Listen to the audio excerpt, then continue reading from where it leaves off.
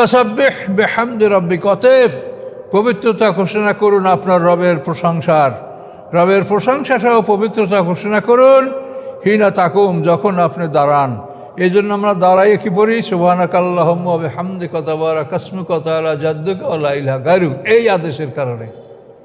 হিনা তাকুম, আমরা যখন দাঁড়াই এই দোয়াটা পড়ি কি না নামাজে সূরা কিরাতের আগে, এই আয়াতের কারণে এই দোয়া। আল্লাহ বলছেন আপনি আপনার রবের প্রশংসার পবিত্রতা ঘোষণা করুন যখন আপনি দাঁড়ান। তা আমরা কি বলি? সুবহানাকাল্লাহুম্মা ওয়া বিহামদিকা তাবারাকা ইসমুকা ওয়া তাআলা জাদ্দুকা ওয়া লা ইলাহা গায়রুক, এটা আমরা দাঁড়ায় বলি। ওয়া মিনাল লাইলি ফাসাব্বিহ, রাতের কিয়দাংশে আপনি আল্লাহর প্রশংসা করুন, আল্লাহর পবিত্রতা ঘোষণা করুন। আমরা রাতের বেলায় সালাত, তাসবিহ এবং ঘুমানোর আগে অনেক দোয়া কালাম আমরা যে যা জানি পড়তে, এগুলো আমরা পড়ে ঘুমাই। বা ইদবার আর নুজুম, এবং তারকার পিছনে, তারকার পিছনে অর্থাৎ ফজর, এই তারকার পিছনে এই যে ফজর ইদবার আর নুজুম, এটা হলো ফজরের সুন্নাত নামাজের আদেশ। তারাফায়ের নাহারের কথা তো বলাই আছে, আকিমিস সালাত লিতারাফায়ের নাহার, এতে তো আসর এবং ফজরের কথা বলাই আছে। এইখানে যে ইদবার আর নুজুম বলা আছে, এটা হচ্ছে তারকার পিছনে অর্থাৎ ফজরের সুন্নাত পর্ব। আর আদবার আর সুজুদ আছে এক সূরা, সেটার অর্থ হবে জোহরের পরে 2 রাকাত সুন্নাত নামাজ পড়ো। কাজে সুন্নাত নামাজের জন্য কোরআনে আদেশ আছে। তাহাজ্জুদ সম্বন্ধে তো এক্সট্রা আদেশই আছে সূরা বনী ইসরাঈল, ওয়া মিনাল লাইলি ফাতাহাজ্জাদ বিহি নাফিলাতাল লাক। কাজে আল্লাহ রসুল কিছু বলেন নাই, সব আল্লাহ বলেছেন, শুধু তার থেকে আমাদের বুঝে নিতে হবে। কথা বুঝতে পারছেন? আমরা তো ছোটবেলায় মনে করতাম যে ফরজ করছে আল্লাহ, রসুল সুন্নাত করছে রাসূল, এগুলো আমরা এইরকম একটা ধারণা আমাদের মনে ছিল। কিন্তু এখন আরও আগাবেন তো আরও আপনার ধারণা ক্লিয়ার হবে যে আল্লাহ কীভাবে কী বলেছেন। তাই এখানে আপনি বুঝতে পারলেন যে কী কী আদেশ এখানে দেওয়া হয়েছে, যে দাঁড়িয়ে তুমি দোয়া পড়বে।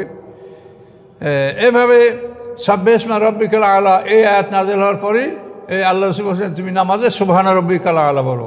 ফাসাব্বিহ বিইসমি রাব্বিকাল আযীম, এই আয়াত নাযিল হওয়ার পরে আল্লাহ রসুল আমাদেরকে বলছেন যে সুবহানা রাব্বিয়াল আযীম তোমার রুকুতে পড়ো। অর্থাৎ এই প্রত্যেকটা বিষয় কিন্তু কোরআনে বলা আছে, কিন্তু এগুলো এক জায়গায় গুটানো নয়। এটা আল্লাহ রসুল ছাড়া আমরা অন্যভাবে এটা পাচ্ছি না। আউযু বিল্লাহি মিনাশ শাইতানির রাজীম, বিসমিল্লাহির রহমানির রহিম। ফাযাক্কির ফামা আনতা বিনি'মাতি রাব্বিকা বিকাহিনিন ওয়ালা মাজনুন। আল্লাহ রাব্বুল আলামিন বলেন, হে রাসূল আপনি উপদেশ দান করুন। ফামা আনতা বিনি'মাতি রাব্বিকা বিকাহিনিন ওয়ালা মাজনুন, রবের নিয়ামতের কারণে, আপনার রবের নিয়ামতের কারণে আপনি গণকও নন, পাগলও নন। ওরা আপনাকে গণক বলে, পাগল বলে, কিন্তু রবের নিয়ামতের কারণে আপনি গণকও নন এবং পাগলও নন। রবের নিয়ামত কি? এই আসমানি কিতাব, এটা রবের নিয়ামত। নবুয়ত এবং রিসালাত, এইটা পৃথিবীর সর্বশ্রেষ্ঠ নিয়ামত। এর মতো নিয়ামত পৃথিবীতে দ্বিতীয়টি আর নাই। এই জন্যই বিদায়তে কী বলা হয়েছিল? আতমামতু আলাইকুম নিয়ামতি, আমার নিয়ামতের সমাপ্তি ঘটালাম, পরিসমাপ্তি ঘটালাম আমি তোমাদের উপরে। কোরআন শরীফে বহু জায়গায় ইয়া বানিয়েছে লাযকুরু নিয়ামতি আল্লাতী আনআমতু আলাইকুম, এই যে নিয়ামত, এই নিয়ামতের অর্থ নবুয়ত এবং রিসালাত। এখানেও আল্লাহ বলছেন যে আপনি উপদেশ দান করুন। রবের নিয়ামতের কারণে আপনি গণকও নন, আপনি পাগলও নন, আপনি সম্মানিত মর্যাদাবান, ওরা আপনার মর্যাদা ক্ষুণ্ণ করতে পারবে না। বিজয় হজের দিন দেখেন যে আল্লাহ রসুলের সম্মান, 1,24,000 সাহাবী নিয়ে আল্লাহ রসুল হজ করেছেন। কত সম্মান যে তাকে সেদিন করা হয়েছে। সমস্ত কাফের মুশরিক, মক্কা বিজয়ের পরেও তিনি প্রচুর সম্মান লাভ করেছেন এবং বিদায় হজের সর্বশেষ সম্মান। সম্মান কাকে বলে মানুষ দেখেছে, পৃথিবীর কোনো রাজবাসাকে এইরকম সম্মান করা হয় না যে সম্মান আল্লাহ রসুলকে করা হয়েছে। এই জন্য আল্লাহ বলেন যে ওরা আপনার সম্মান ক্ষুণ্ণ করতে পারবে না। আপনি রবের নিয়ামতের কারণে আপনি গণকও নন, আপনি পাগলও নন। আম ইয়াকুলুনা শায়রুন, অথবা তারা বলে কবি, যে আপনি কবি। কবিদের কোনো লেখাপড়া লাগে না। কবিদের সম্পর্কে প্রবাদ আছে আর শেরু কানজুন তাহাতা আরশির রহমানে ও শুয়ারাও তালামিজুর রহমানে, এটা প্রবাদ, হাদিস কোরআন না। এর অর্থ হলো কবিতা আরশের নিচের একটা ভাণ্ডার এবং কবিরা আল্লাহর শিষ্য। এটা প্রচলিত কথা, এটা আরবরা কমনলি এটা ব্যবহার করত। তো কবিদের কোনো ডিগ্রি লাগে না, পাস লাগে না, তারা কবিতা এটা আল্লাহর দান। আম ইয়াকুলুনা শায়রুন, অথবা তারা বলে যে মুহাম্মদ সাল্লাম কবি। না তারাব্বাসু বি রাইবাল মানুন, আমরা অপেক্ষা করছি তার ব্যাপারে মৃত্যুর দুর্ঘটনার অপেক্ষা করছি, মৃত্যুর বিপদের কথা আমরা অপেক্ষা করছি। তার বিপদ আসবে এবং সেই বিপদের কারণে ধ্বংস হবে। এবং তারা মনে করতো যে মুহাম্মদ সাল্লামের আব্বা আবদুল্লাহ যেরকম অল্প বয়সে মারা গেছে, মুহাম্মদ সাল্লাল্লাহু আলাইহি ওয়াসাল্লাম ওই রকম অল্প বয়সে মারা যাবে। সে মারা গেলেই আমরা এই বিপদ থেকে মুক্ত হয়ে যাব, এই কথা আল্লাহ বলেন। তারা বলে যে আপনি কবি। না তারাব্বাসু বি রাইবাল মানুন, আমরা অপেক্ষা করি তার জন্য বিপদের দুর্যোগ এটা আসুক তার উপরে, মৃত্যুর দুর্যোগ। মানুন মানে মৃত্যু, এই মৃত্যুর দুর্যোগ তার উপরে আপতিত হোক, এটা আমরা কামনা করি। আল্লাহ বলেন কুল, আপনি বলুন, তারাব্বাসু, তোমরা অপেক্ষা করতে থাকো, ফাইন্নি মাকুম মিনাল মুতারাব্বিসিন, আমি তোমাদের সাথে অপেক্ষাকারীদের অন্তর্ভুক্ত থাকলাম। তাহলে অপেক্ষা করে কি দেখা গেল যে ওই সব নেতারাই ধ্বংস হয়ে গেল আল্লাহ রসুলের জীবনের সামনেই। আল্লাহ রসুলের জীবদ্দশায় আবু জাহেল, আবু লাহাব, উতবা, শাইবা, তারপরে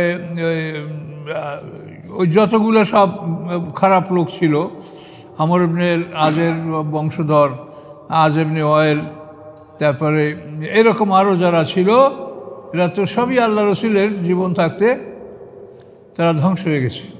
আর তারা মনে করছিল যে আল্লাহ রসুল ধ্বংস হয়ে যাবে।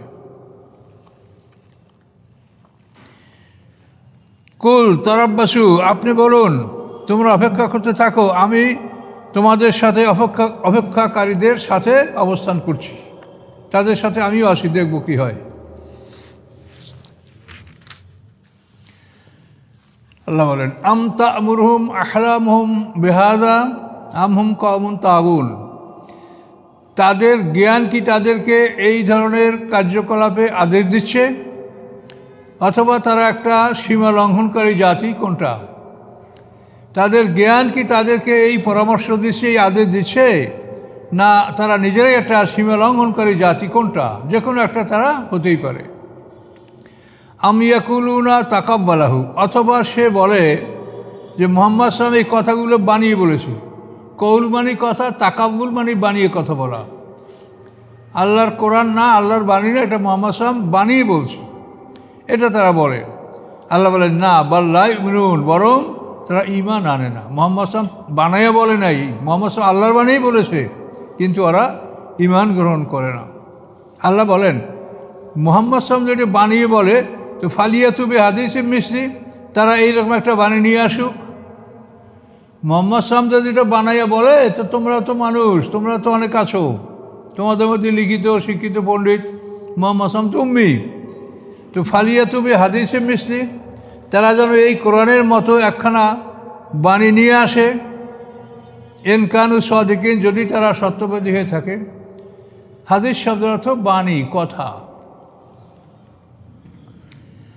আম খুলিকু মিন গায়রি শাইইন আম হুমুল খালিকুন, অথবা তারা কি কোনো বস্তু ছাড়াই সৃষ্টি হয়েছে, মানে কোনো সৃষ্টিকর্তা ছাড়াই কি তারা এমনি এমনি সৃষ্টি হয়েছে, যেরকম বিজ্ঞানীরা বলে, হ্যাঁ, বস্তুবাদীরা যেরকম বলে যে এই পৃথিবীটা প্রচণ্ড মানে সূর্যটা প্রচণ্ড একটা অগ্নিশিখা, এই সূর্যের সাথে কোনো একটা তারকা তার নিকটতম হেইলিং ডিস্টেন্স থেকে অতিক্রম করছিল, তখন সূর্যের উপরে প্রকাণ্ড ঢেউ উঠেছে, সেই ঢেউ থেকে সূর্যের কিছু অংশ টুকরা টুকরো হয়ে ছিঁড়িয়ে ছড়িয়ে পড়েছে এবং সেইগুলো আস্তে আস্তে ঠান্ডা হয়ে সেইগুলো 6টা গ্রহ পরিণত হয়েছে। এবং ওই টুকরোগুলো ঠান্ডা হয়ে যাওয়ার পরে ওর ভিতর থেকে আপনা আপনি জীবন সৃষ্টি হয়েছে। কীরকম? যে hydrogen, oxygen, nitrogen, carbon dioxide এগুলা মানে আবার বাতাসের কারণে অথবা কালো চক্রে এগুলা ঘুরতে ঘুরতে একত্রিত হইয়া একটা লিভিং সেল জীবকোষ সৃষ্টি করছে। এই জীবকোষ সৃষ্টি করার পরে এই জীবকোষটা ডেভেলপ করে করে আস্তে আস্তে ব্যাঙের ছাতার মতো এটা আস্তে আস্তে এটা লেজ ছিল, অন্যরকম আকৃতি ছিল, এবার আস্তে আস্তে মানুষ হয়েছে। এভলিউশনারি থিওরিতে এই কথাগুলো তারা বলছে। আর আল্লাহ প্রশ্ন করছে, তারা কি গায়রা সাইয়েন মানে কোনো কিছু ছাড়া, অর্থাৎ কোনো সৃষ্টিকর্তা ছাড়াই কি তারা এমনি হয়ে গেছে? যদি তাই হয়তো তোমরা বানাও।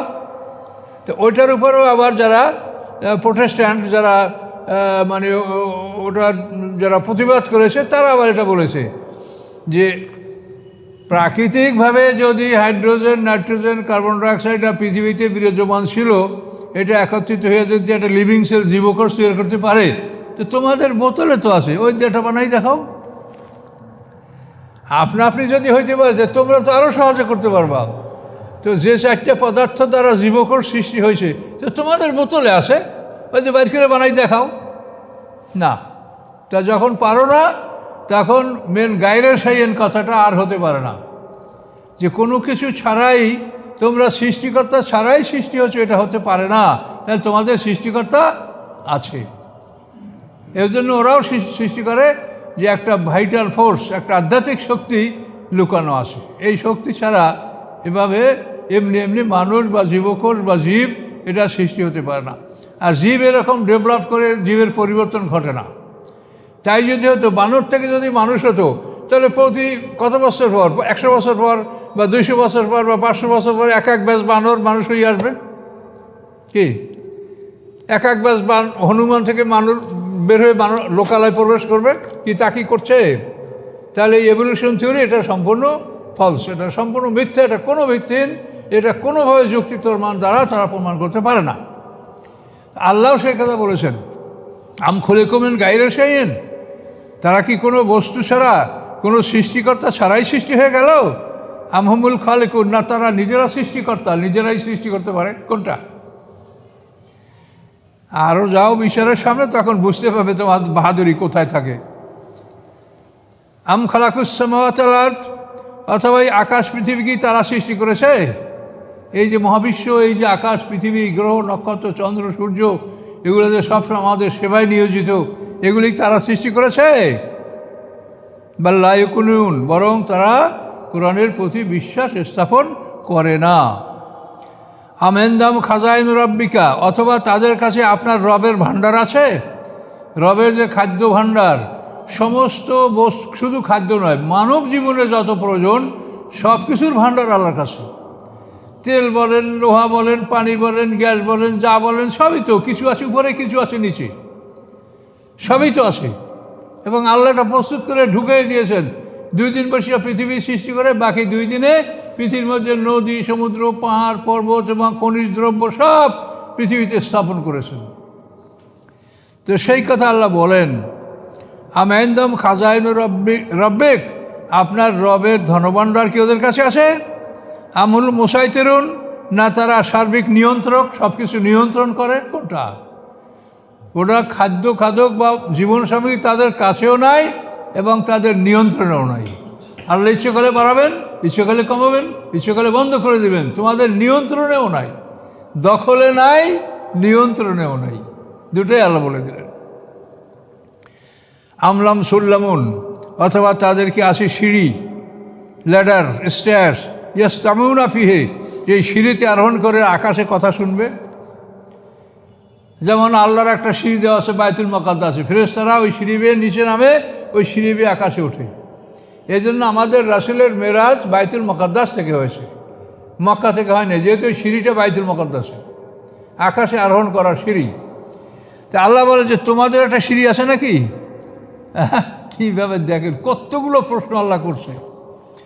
আমলাম সুল্লামুন, অথবা তাদের জন্য আছে কি একটা সিঁড়ি, ইয়াস্তামিউনা ফিহে, সেই সিঁড়িতে আরোহণ করে তারা শোনে। ফালিয়াতে মুস্তামিউম বিসুলতান মুবিন, অতএব নিয়ে আসুক তাদের শ্রবণকারী স্পষ্ট দলিল। যে সিঁড়ি বেয়ে শোনে সে স্পষ্ট দলিল নিয়ে নেমে আসুক তোমাদের কাছে, যে আমি এই প্রমাণ নিয়ে আসছি আল্লাহর কাছ থেকে। কি আসে কেউ? কাজে এই সমস্ত মুখের বুলি বললে কিছু হবে? তো পিটানেই সোজা হয়ে যেতে হবে সে সময়, মুখের বুলি দলিল ছাড়া। আমলাহুল বানাত ওয়ালাকুমুল বানুন, অথবা আল্লাহর কন্যা সন্তান তোমাদের পুত্র সন্তান। তোমরা যেগুলো বলো আল্লাহর ছেলে আছে, আবার আল্লাহর ফেরেশতারা আল্লাহর কন্যা, এগুলি তোমরা বলো। আমলাহুল বানাত, আল্লাহর জন্য কন্যা সন্তান, ওয়ালাকুম বানুন, এবং তোমাদের জন্য পুত্র সন্তান। আমতাসালুম আজরান, অথবা হে রাসূল আপনি তাদের কাছে কি কোনো বিনিময় চাচ্ছেন? ফাহুম্মে মাগরামে মুসকালুন, এই জরিমানাটা তাদের কাছে একটা ভারী ঋণের মতো মনে হচ্ছে, ভারী একটা জরিমানার মতো মনে হচ্ছে। আপনি দাওয়াতের বিনিময়ে তাদের কাছে কোনো প্রতিদান চাচ্ছেন, কোনো ভারী প্রতিদান চাচ্ছেন, যেটা তাদের কাছে একটা বড় জরিমানার মতো মনে হচ্ছে। এই জরিমানা দিয়ে তারা দাওয়াত গ্রহণ করতে পারছে না, এরকম কিছু না। আল্লাহ রাসূলের বেতন আল্লাহ দিয়েছেন এবং দাওয়াত দিতে বলেছেন ফ্রি। তো এই কথাটা আল্লাহ প্রশ্ন করছেন যে আপনি কি তাদের কাছে কোনো প্রতিদান চাচ্ছেন, কোনো রেমুনারেশন চাচ্ছেন, যেটা তাদের কাছে একটা ভারী ঋণের মতো মনে হচ্ছে?